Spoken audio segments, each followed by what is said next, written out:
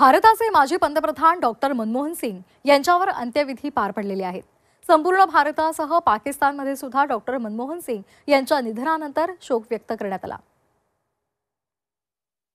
आप यकीन करें कि मेरी और मेरे पूरे गांव की ये हालत है कि हम इंतहाई अफसरदा हैं। हम यूं समझ रहे हैं कि हमारे किसी घर के फर्द की आज डेथ हो गई है।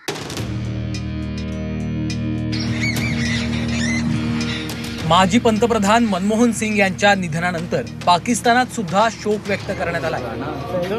पाकिस्तानातील पंजाबच्या चकवाल भागातील गाह हे डॉक्टर मनमोहन सिंग यांचं गाव आहे। मनमोहन सिंग यांच्या निधनानंतर या गावात शोकसभा ठेवण्यात आली होती। त्याचे काही व्हिडिओ समाज माध्यमांवर व्हायरल झाले। यामध्ये गावकरी डॉक्टर मनमोहन सिंग यांना श्रद्धांजली अर्पण करताना दिसतायत। मनमोहन सिंग गावी येऊ शकले नाहीत, मात्र त्यांच्या पश्चात त्यांच्या कुटुंबियांनी गाह गावाला भेट द्यावी अशी विनंती गावकऱ्यांनी केली आहे।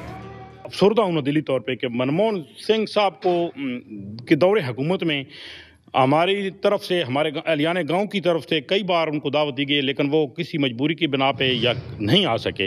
अब हम उनके दुनिया के जाने के बाद मेरी और मेरे गांव वाले को ये दिली ख्वाहिश है कि अल्लाह करे कि उनकी बीवी कभी आ जाए, या उनका कोई बेटा है या उनकी बेटियां हैं, तो वो इस गांव का विजिट करें तो हमें इंतहाई मुसरत होगी।